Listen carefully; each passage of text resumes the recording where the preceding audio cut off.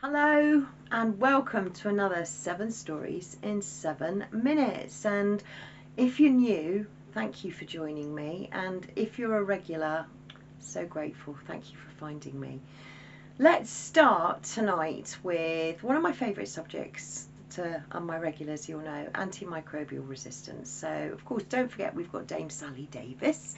She's the UK envoy for antimicrobial resistance and is passionate about the subject. She seems very keen that we should all know that antimicrobial resistance, well, the antibiotics that you and I know and probably trust, they're not going to work anymore for diseases, apparently. Not according to Dame Sally or the World Health Organization, or anybody really. It's going to be the next big disaster that's going to kill billions of us, surprisingly. So I want to take you to China. Why China, you ask yourself? Well, story 1 here, have a look. China's role in global antimicrobial resistance. So did you know that China is the world's largest producer and consumer of antibiotics? China, very important to us for combating diseases, because whatever you may think of allopathic medicine, for me personally, one of my children nearly died meningococcal septicemia, and antibiotics saved his life. So for many of us, we need to thank antibiotics, but it seems as though we're probably going to get shortages, and we're probably going to be told that we're going to have lots of new antibiotics, probably untested, very expensive, to replace the old antibiotics, which actually takes me quite nicely onto the burden of antibiotic resistance is larger than that of HIV, AIDS and malaria. Big, don't you think? Antibiotic resistance, that is going to be the next thing coming down the line. Are you going to get a prescription? And if you do, what will it be for? Let's look at E. coli. You know I love talking about E. coli. It is the most researched organism in ever, literally ever. And you'd be surprised at the power of E. coli, but you don't really want to be infected with E. coli. We've all got E. coli, and our own E. coli is fine, but it's when it's someone else's that it's not too pleasant.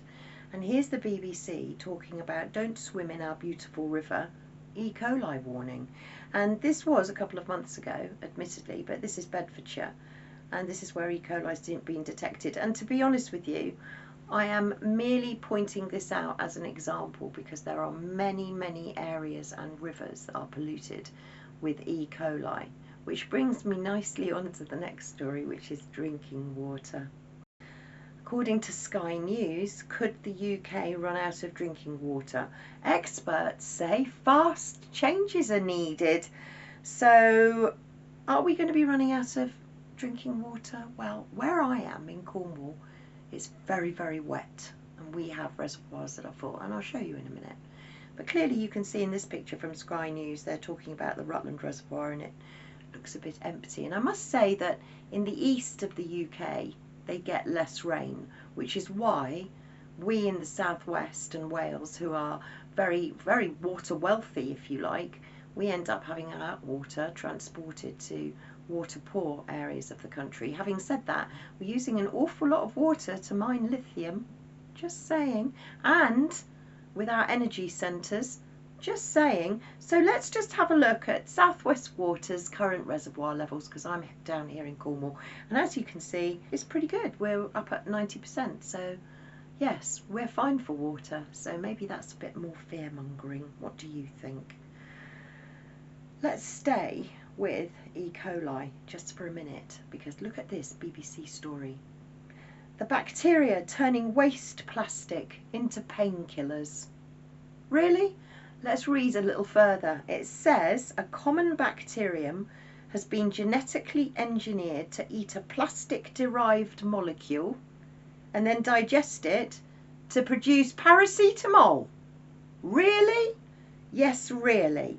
And this microbe, used by Stephen Wallace, Professor of Chemical Biotechnology at the University of Edinburgh, was E. coli. See? A lot to be said about E. coli. Did you know you can generate electricity with E. coli? Shigella, dysentery, E. coli, more to come.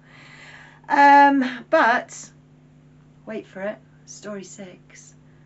Custom viruses are on the way and scientists are already printing them for you. Yeah, printed viruses. Now, whatever you think about germ theory, terrain, whether you believe in viruses, whether you don't, I tend to see them more as bioweapons now. And I see when people talk about viruses, I like to talk about synthetic biology and synthetic viruses.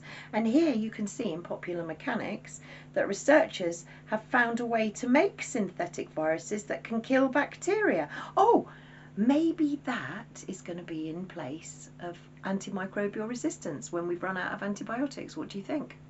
Printing custom-made viruses now. Let's end on story 7, because many of us are being told, aren't we, not to eat meat. And we're looking at livestock, cows, pork, you name it. Everybody's meant to be going vegan. All the net zero. We mustn't have cows burping. We mustn't have them breaking wind. They don't seem to want you to eat meat. So I was like, oh, when I saw this next story, and I think you will be too. So the headline from the Daily Mail: the shocking cause of nearly 2 million urinary tract infections per year. What is it? It's meat. Didn't you know? Honestly, you can't make it up. So they've done this research with regards to E. coli, and researchers have found that 18% were infected with E. coli from meat. E. coli again. Do you see where I'm going with this? E. coli again. So overall, Turkey was found to be the most contaminated. It's coming up for Christmas, folks. But don't worry, because chicken, pork and beef were also the culprits. But you know what? Just look at the end of this article very quickly, because it says it all really. Our study, this is from Dr. Lance Price, our study did not definitively prove that E. coli on meat was causing the infections, although it was certainly a possibility. So why all the fuss? Fear-mongering yet again. Don't let them frighten you. Thank you for watching, thank you for listening, and don't forget, keep smiling.